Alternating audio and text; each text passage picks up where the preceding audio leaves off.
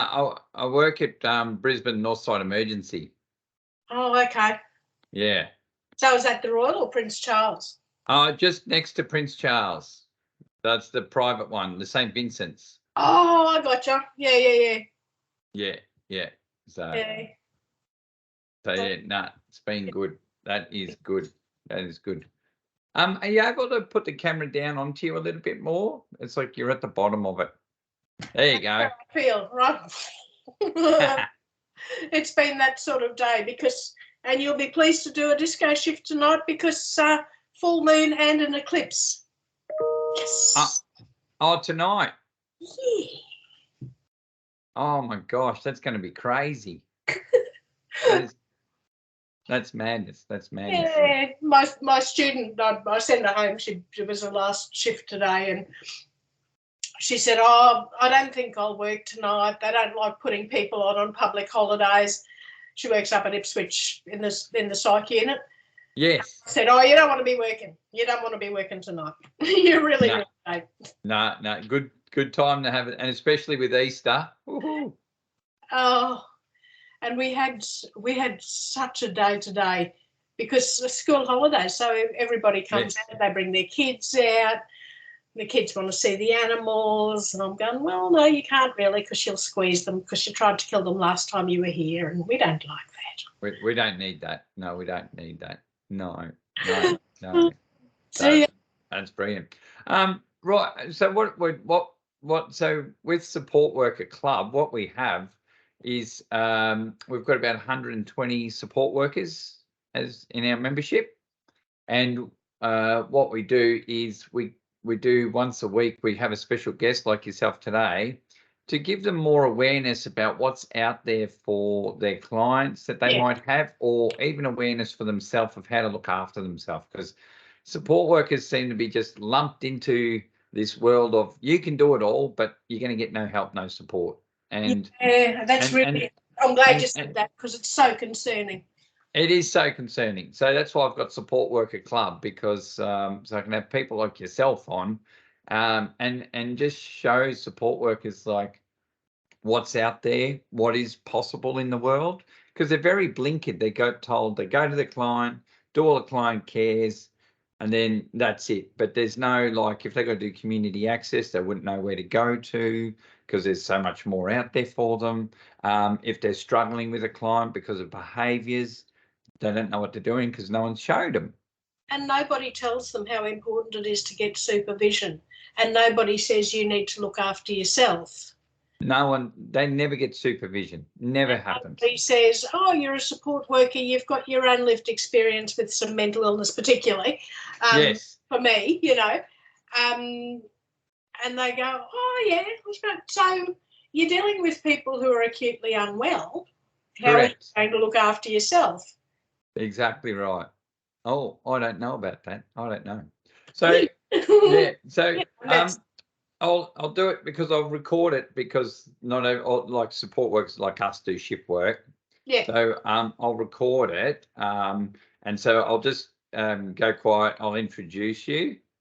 How do you want me to introduce you? As just Carey? Carey? Yeah. Okay. Yeah. And then I'll let you explain what you do, because it gives them a good insight. And then I'll ask some questions. And I'll come from the angle of a support worker. Yeah. With questions. So my questions will be like, if I'm a support worker, what are the things that I would like to ask you? Yeah, no, well, that's good, because we've got, you know, everybody, NDIS, I think I said to you, are the only people who'll still fund nurses not working in hospitals. Yes. So all of those really difficult psychosocial people, and the Govey thinks that, you know, NDIS thinks Queensland Health should be looking after them. Queensland Health thinks NDIS should be looking after them. Exactly. And at the end of the day, the client suffers. Well, and nobody knows what they're supposed to be doing, because all the client hears is, no, you can't have that. No, you can't do that. No. The poor old support worker will go and say, you know, I've just realised this person loves fishing. Can we take them fishing? Can we do it? I've got the staff. We can. No. Yes, yes. And you're like there's a lot more that has to happen, you know, Yeah, there's an so awful lot that needs to happen. before that. So Yeah. all right. Right. So we'll go quiet and then I'll introduce you. All right. Hi, everybody. Welcome. I'm Nurse Phill, founder of Support Worker Hub. In the club today, we've got a really cool special guest. We've got Carey, and we're going to have a really good in-depth conversation to help you understand your role as a support worker and what you can do for yourself, a bit of self-care and a bit of self-love for yourself, but what else you can do for your client as well, because it's not all just the physical cares or going out there. There's a lot of stuff that we have to deal with on a day-to-day basis that involves our mental health and the way we look at things. So I just want to introduce Carey, and Carey, welcome. Thank you for coming to the Support Worker Club. Thank you for having me. Great to have you. So can you just give us an overview of your business and what got you into the NDIS? Sure. I trained as a psychiatric nurse back in the old days when they trained in hospitals, and then went on to do the whole university thing. Worked in hospitals my whole entire working life, but got more and more devastated by the way people were treated, especially people with mental illness. And so decided there had to be a better way. So with somebody else, we founded a place that was a lot friendlier and a lot kinder, where people could feel safe and could make a safe attachment and be supported and have room to run around and do what they needed to do. That is brilliant. And what's the name of your company? It's called Our House, Our Haven, and it's at Carolee, just outside of Ipswich. That's great. That's great. Where did you come up with the name, Our House, Our Haven? Well, we had a huge meeting that seemed to go on for a long time because we really wanted something that reflected what we did. And so it needed to be clearly that it belonged to us, and it was on the board. We had equal numbers, and I think we still do, of clinicians and peer support workers and people with lived experience. So we all wanted the same thing, which was beautiful, but we really wanted the name to reflect that was what it was. It was our house, it was our haven, it was safe, it belonged to us. It didn't belong to someone else. Someone else, another company sort of thing like that. Yeah. Yes. So what, as a support worker, what sort of things, like if they wanted to take their client to come and see you, what sort of things would you do for NDIS clients? Well, NDIS clients, every client, everyone the same. We don't get funded for everyone that comes here. So what we do is we've got a 2-acre property here, which unfortunately floods when it gets there because we've got the river running through the bottom. We've got a couple of ponies. We've got a great big Great Dane who's a buffhead, who's marked for people. So a lot of people with NDIS that we see here have got really complex childhood trauma, and a lot of them are also on the autism spectrum because there's a lot of crossovers in that with neurologically. So having a big dog sitting on your lap can be quite calming and soothing, unless you're terrified of dogs, then it's probably not. We've got a couple of cats. We've even got guinea pigs now. Oh, right. So because again, people who have had a lot of trauma and people who are on the spectrum find animals really very soothing and calming and safe. And this place is all about being safe. Being safe. Yeah, no, that's very good. So that's interesting. So it's like the Great Dane, like a big weighted blanket. Like yes. Is that so he just goes and lies on them? And she does. So I don't know if you can see that couch in the background. That's usually got a Great Dane on it. And that's why we've got a couch instead of having, chairs for people to sit on.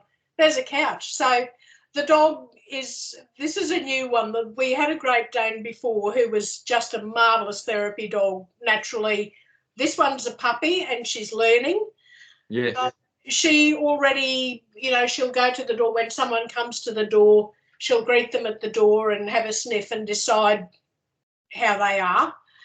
And if she thinks that they need a bit of her special loving, she'll just guide them in here, sit them down, and we'll sit up on the couch and usually put a paw across their lap. And so they just get to sit there and wait until she's decided they're all right again. Really? Yeah. She does it all herself? Yeah. That is brilliant. She's my triage nurse. Yeah, she is your triage nurse. Yeah, that's so good. What's her name? Her name's Harley. Harley. Oh, that's brilliant. And do the clients get an attachment with her? And yeah, they love her. They found it difficult because the dog that we had before, everyone was very, very attached to, and that was difficult. Yes. And so there was a little bit of, well, we're not going to like her because she's not Frankie, But it didn't take a very long to win people over. And get them back in. But she's just a big goofy thing. That's so good. That's so good. And what do when the clients come, what do you do for them when they get there? It depends 100% on what they want to do. So there are some people who want to come and talk. There are a lot of people at the moment who come who are really enjoying doing artwork. So we've got a room upstairs that we do artwork. We've also got a whole space downstairs where Beth, who's the co-founder with me, she's a peer support worker. Yes. She's got it all set, and it's the size of the house, but downstairs, old Queenslander, and great big table, and people sit down there, and sometimes there'll be 10 of them down there chatting away, talking, drawing. The guinea pigs are usually in there somewhere because they hang out in there. And so you have like a club as well? Not as such, but, it's one of those places that people come to, and if they feel comfortable, they can come back. And if they just don't gel with it, then they tend to not. Yeah, and right. That works fine for us. Yeah, they can come as long as they feel comfortable and and want to be able to open up and talk to you. And well, it's particularly with the trauma stuff, you've got to feel comfortable to be able to talk. If you're going to tell somebody about all the hideous things that happened to you when you were a child or an adult or in your domestic violence situation currently or anything, yes, you need to be able to relax. So you might notice that there's not a single white wall in this place. It's as non-clinical as you can make it. Yeah, well done. And so people walk in and just, I had one lady come in and she looked around and she said, she was ready to find fault, and she said, well, thank goodness you haven't got white walls and you haven't got your certificates up on the wall to prove you're so much better than I am. And I'm going, they're in the filing cabinet if you want them. Yeah. She said, no.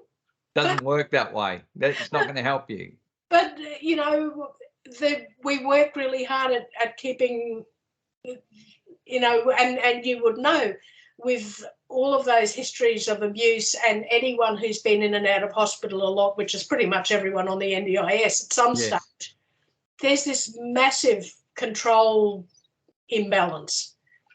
And so what we do mostly is teach people how to have control over their own lives and have a voice and speak up for themselves, which is difficult if they've never had that. And if they've gone from abusive relationship to abusive relationship. Yes, because they've never been taught another way to actually to support themselves. With that, actually, that's a really good point about like going into hospital. Just because you're going into hospital doesn't mean you need to give up your rights. Oh, absolutely. Absolutely. And that's been a big lesson for people, that when we talk about it and I go, what happened? Oh, well, I had to hand over all of this stuff and I had to do this. And I go, well, did you tell them that you didn't want to do that? Because, people love running around with their little tick boxes and we've done all of this. And you need to say that it's really important for you to have that pillow, that blanket, that soft toy, that, whatever, within reason. What that's a good point. So with a support worker with them, because a lot of times, like when I work in emergency, I see a lot when a lot of people come in with a disability, they normally have a support worker with them. Yeah. And the support worker's scared and they stand stiff and they don't do anything. Have you got any tips that a support worker can do Yes. when they come in with their client and go, instead of standing there and just watch this go on, what can they do to support their client to give them the best chance? What they can do, and I put this into practice with when we first started. I used to send people up.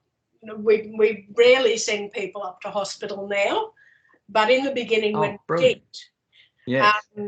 I'd say, all right, you need to have someone with you, because people were usually, for me to send them to hospital from here, they were acutely unwell. So I'd go, all right, this person's going with you. You've been talking to them, you know them, you've got a relationship with them. And then I'd say to the support worker, when you go in there, your job is to look after your participant.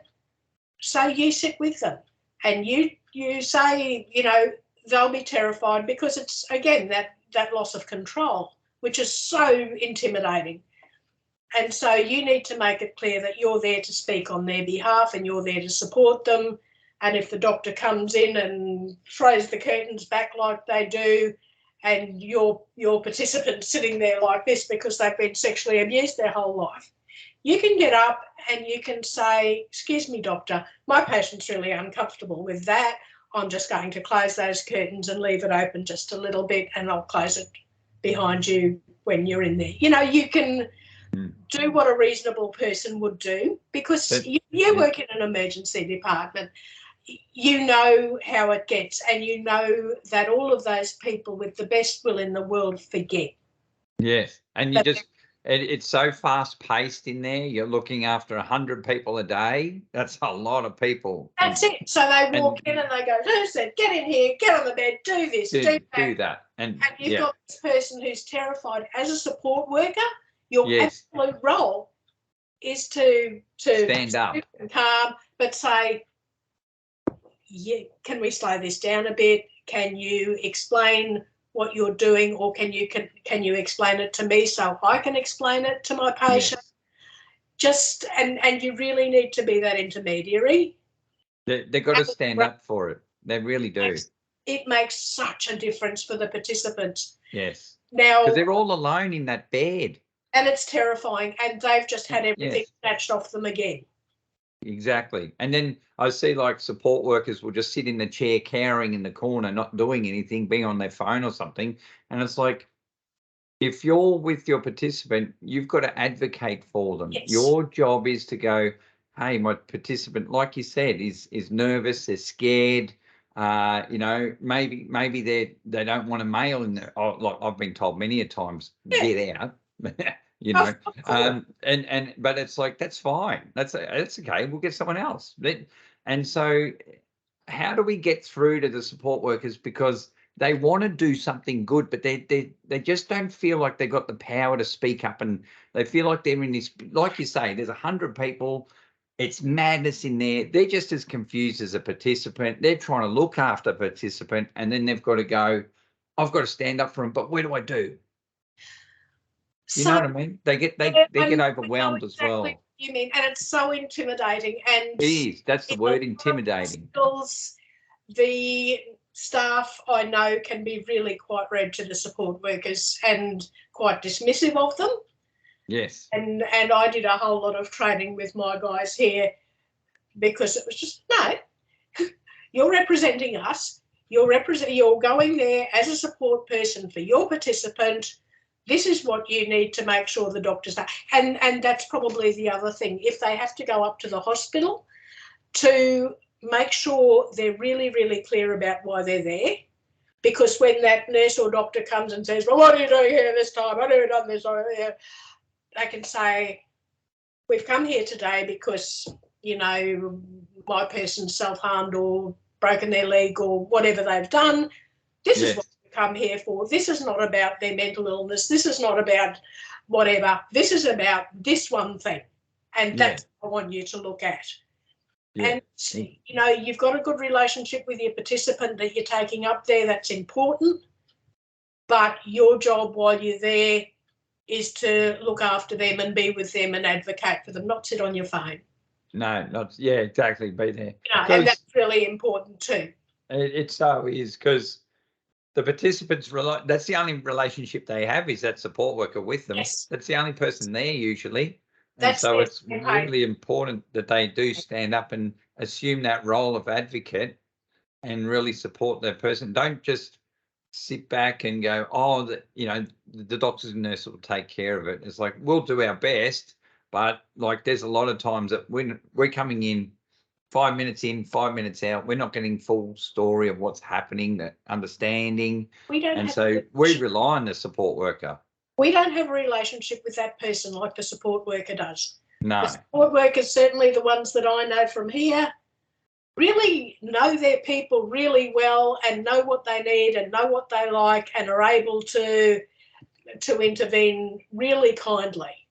Yes, yes. And that relationship is important, because that's the one little bit of control that that participant has while they're in a situation that's not safe for them.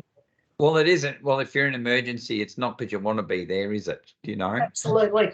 Yeah. So, and I think too, when support workers first come in with the participant, like we introduce ourselves to the participant, but support workers speak up, say, hey, I'm the support worker for this participant, and say, introduce yourself. Because you need to assert your role. Because otherwise, and there's an awful lot of nurses, and I know, and I'm a nurse, but, you know, I know. Yeah, I'm with you. And I've heard it a million times. Oh, you got a support worker with you, they can do that stuff. And it's this real dismissiveness of that role. And that's not fair. You know, the support worker role, especially now, the more fractured our health system gets, is absolutely pivotal. Yes, to keep the participants safe, you know. And the support worker will be the one that's contacted at 2 o'clock in the morning to come and get that person, because we're not admitting them. Yeah, and that's so unfair. That's, yeah, we say that a lot, and it's like, no, we can keep them to the morning, because why are you saying that they can go home and no one else, you know? And that's that control thing again, you know. And yes. I hate it. I see it a lot. I used to see it a lot more when I worked at the hospital. I don't see it so much here. Yes. But that control paradigm is just, it's awful. And that's why that support worker role is absolutely pivotal. That's pivotal. That gives them really good. So I hope they get a lot out of that, because it's what you're saying is straight on the money. Is introduce yourself, say what your role is to support your client. And if your client's looking intimidated and scared, so pick up the cues and support them. Be their advocate if you need to be. You can touch them, you can put your arm around them, you can hold their hand, you can take them to the toilet, you can do whatever you want to do. Yes. But they're there for a specific reason. And, you know, I think really having a good boundary between those things is good too. Yeah, yeah. Do you know what I mean? You need to make sure, like the support worker needs to make sure that the hospital doesn't just go, oh, well, you've got someone with you, so we don't have to worry. No, you do have to worry. Yes. Yeah. You still need to they're an emergency for a reason. Yeah. Yes. And are you doing something about my person's broken leg because they've got a lot of pain right now? Yeah. What are we doing about that? So that's very good. No, that's really good. Thank you for that. That was brilliant. Because no, well, it just, you do see a lot of it, and that's what the support worker club's about, is giving the tools to support workers so they can manage their participants whatever they're doing. So, but like with emergency is a big one, and they do get really frightened, they get really scared, and you know, and the participants there because they've got a health emergency that requires them to be there. They're not going there for lunch or, you know, for entertainment. So so they're more scared, more frightened, and they need that person who knows them to go stand up and go, I'm in your corner, I'm going to look after you, you know. And I know with you know, one of my support workers, particularly when I sent her up to the hospital, she'd spent an awful lot of time in emergency departments as a younger woman. She was quite a severe self-harmer. So she was used to being on the rough side of that pineapple, you know. Yeah, So right. she went up there and walked into the ED with her patient and did all that stuff beautifully. And then as soon as they sort of started going, well, who are you? Well, she was expecting it and it didn't come, actually, because she was able to assert herself and she didn't have to plead her case. I think having that confidence is where I'm going with this. Yes. Never Yes. mind my head, it's not even Friday.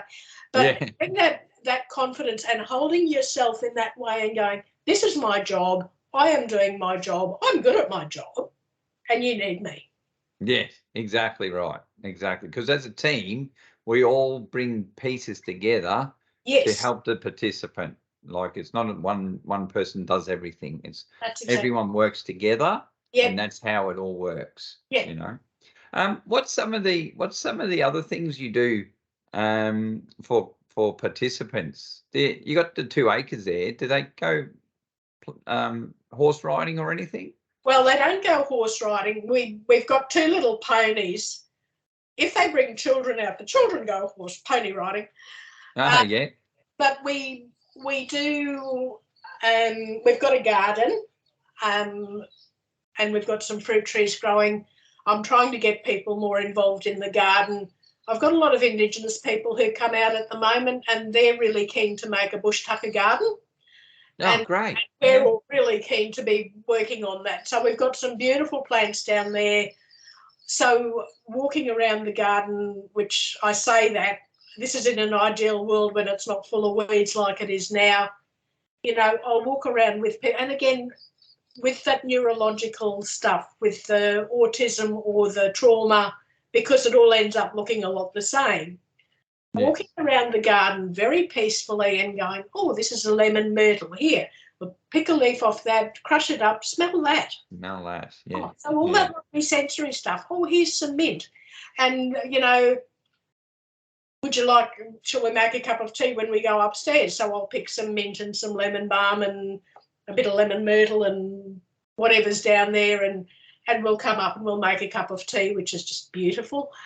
And it's got all of that value because they've been involved in the process of it.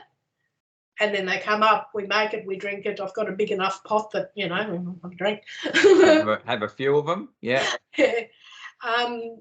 And it has a lot of significance for people because, again, it's that being involved and being in control. Yeah. And you know, we can go, oh, you've got a bit of a sore tummy at the moment. Well, how about we put a bit of this in and a bit of that in because that's really good for sore tummies. And so there's learning, there's plants as medicine, there's and being involved. That's really good. And do they make their own concoctions with the teas? Do they pick different leaves? And some of them do. They're getting better because I love this stuff. So I'll go, oh, so you've got bad period pain at the moment. Well, see these here? This is a raspberry. Raspberry leaf's really, really good for this stuff. Yes, yeah. We'll pick some of that then. We'll put that in the tea. That's brilliant. Some lemongrass. That's awesome for others. You know, this is good for depression. This is good for... Do you have something good for bladder spasms? Lemon balm. What is it? Lemon balm. Okay. As a tea? It's good for also, yeah, it's lovely for that. Yeah, right. And it helps, yeah, because I've got a few clients, especially ones with catheters, and they complain of having like bladder spasms all the time. So yeah, well, a bit of lemon balm tea. Lemon balm tea is really nice for it's really very soothing and relaxing and lovely for just smoothing that tension out of it. Yeah. Yes. It's good for that's brilliant stuff. Yeah, I like that. That's really good. So we've got to come to you just to have a great cup of tea. You come and have a cup of tea. I told you could come and have a cup. I know. I've got to get down there. I was in Rockhampton last week, so we've been doing some education in Rockhampton, and this week I've been in Brisbane doing medication training and skin care training. Actually, that's a good point. With your garden, is there anything that is really good for skin care? Is there any anything out there? Especially the biggest thing I found with a lot of support workers, when we do like skin care, they get really dry around the nails and their hands from washing their hands so much. And you know what nurses' hands are like my hands are like 80-year-old person, you know, because you're washing them so much. Is there anything that support workers can put on their fingers or hands to help? Because they do get a lot of dryness around their fingers. Well, as it happens, I make a really nice, because this is I'm sure I was an apothecarist in my past life, you know, but I make a really nice with the lemon myrtle particularly, because all of those lemony things are a little bit antiseptic. Yes. And with, you know, when you start getting cracked skin, you don't want it to get infected. So I make a lovely, sure I've got some here somewhere, I can't see, but like a lotion with beeswax and olive oil, and Oh, I wow. distill the lemon myrtle leaves down so it smells amazing, and mix it with olive oil and beeswax and make it into an ointment, and it's just gorgeous. Oh, wow. It's lovely. It's come from here. I've made it. I know what's in it. It hasn't got any nasty things in it that's going, because the other thing with the autism and the trauma and all that neurological stuff is that you've got a whole lot of autoimmune stuff going on. Oh, and don't they what? Allergic to bloody everything. Yes, Right? yes, they do. They do. And they get rashes, they get skin infections, they get the whole works. And it's like, how can we go and help support them, especially like one person yesterday when we were talking about skin watch, their client picks at their skin and picks at their skin all the time. So they got sores all over them. And it's like, what can we do? And it's like, you might not be able to stop the behavior, but what can we do to help the skin?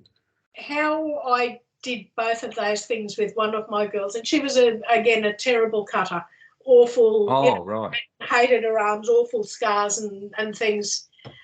And I made one of my. I keep looking over there because I've got a pile of tins of stuff that I've made. But I made a special one for her. So lavender is very soothing. A lot of people who have been in mental health units hate the smell of lavender. It's quite triggering because they went through a phase of pumping lavender into everything to calm everyone down. It didn't work. No, because it doesn't work like that. But I made a lovely one, and very specifically for her. I put together different things that I knew that she really liked the smell of, and made that balm. And so I said, all right, so you rub it in. And same if you're picking your skin or you're cutting or whatever you're doing, you know, when you're rubbing it in, you go, oh, my skin feels beautiful and soft. Or, oh, I love this arm. Or this is whatever you, instead of that hating it and wanting to punish it, that you're nurturing it and being kind and rubbing it in with something that's beautiful and smells gorgeous. And that just changes their headspace. It changes that around because when people, I mean, there's lots of reasons that people pick at their skin and that people cut. Yes. But usually there's some pretty intense feelings directed internally, and they're pretty negative. That need to be. You love yourself. Yeah, you got to and slowly work through that. And what we found with her, and because I'd made it specifically for her, you know, I made one jar of it. I made it for her. Nobody else got anything like it, and she, it was actually really effective. She loves it. Oh, that's brilliant. That's great news. Yeah. Because it just gives them that attention that they feel like they're worth something. Yeah. And that's. And she said, you know, when I made, she said, you know, the best thing about this. I said, what? She said that you made it for me. Yes. Yeah. Of course, I made it for you. You know?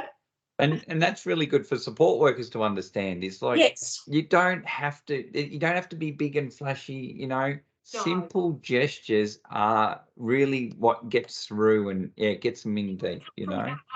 you know, if you make their special cup of tea or coffee or something specifically the way they like you making it, that helps break down those barriers, doesn't well, it? it shows that you've listened to them. You know them well enough to know that they like these things. You've listened to them to know that they take their cup of tea with two sugars and milk, or black and no sugar, but you've taken the time to know that.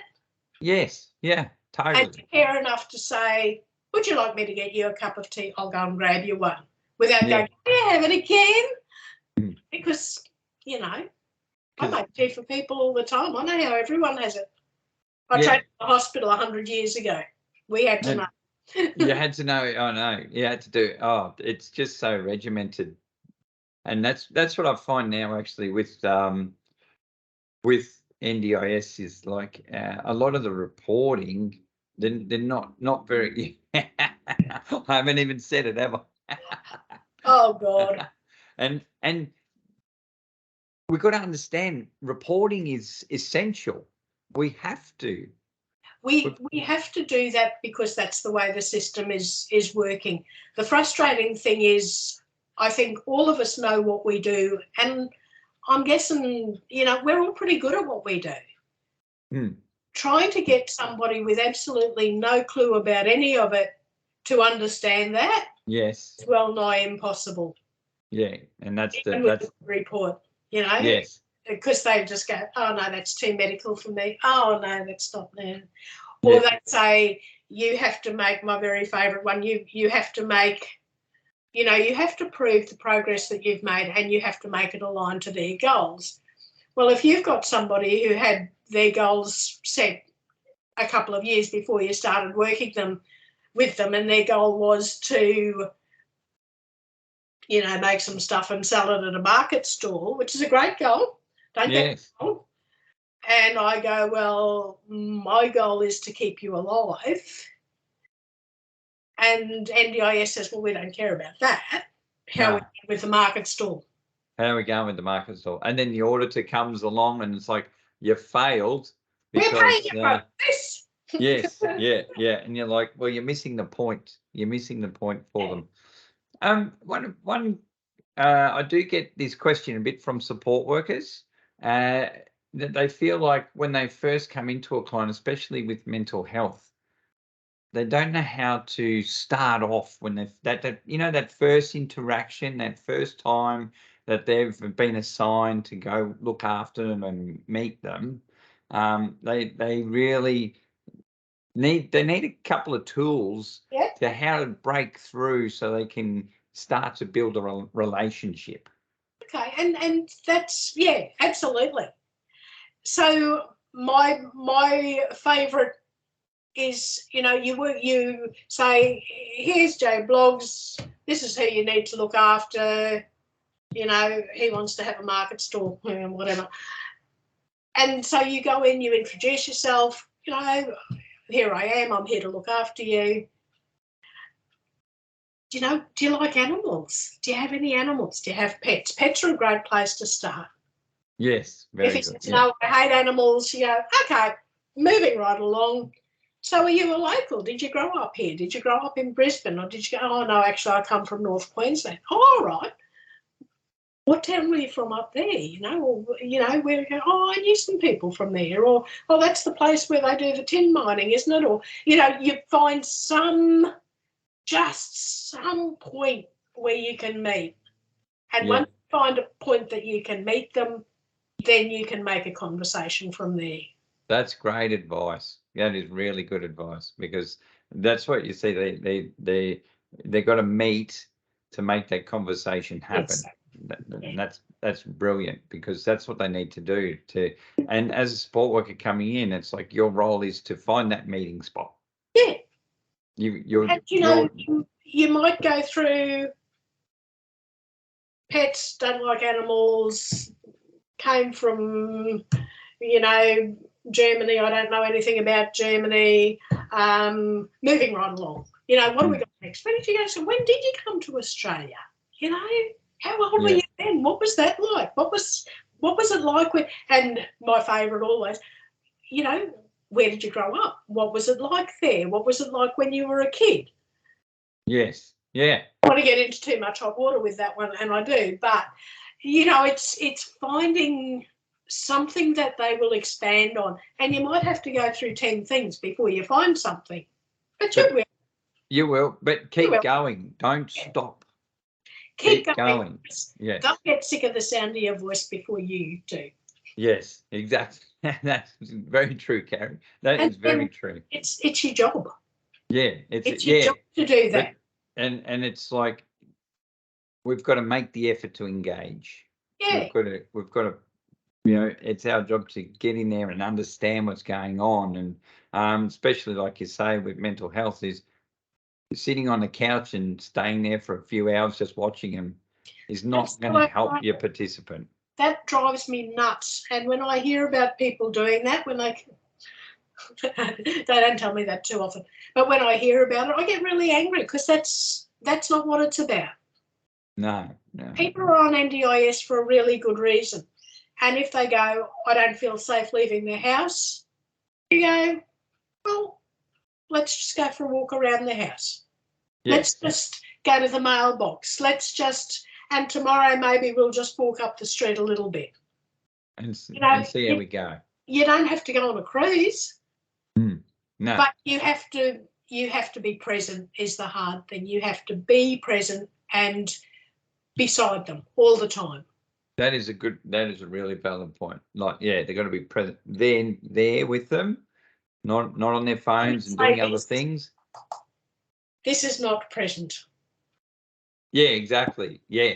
But it's so addictive, the phone, but it's like it takes away from what their job is when they're on it all the time.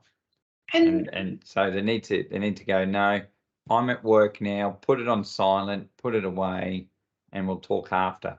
I do get some support workers go, yeah, but work calls me on it. It's like, well, they shouldn't be while you're on a shift. Not when you're on a shift. And a lot of people do notes on them. You make a message and say, I'm on a shift. I will call you back after my shift. If you want me, leave a message. Otherwise, text me and I'll respond to you later. And just make it clear that, you know, you imagine if we're in the middle of talking to somebody and we're getting into the really awful thing that happens and I just go, oh, excuse me, hello?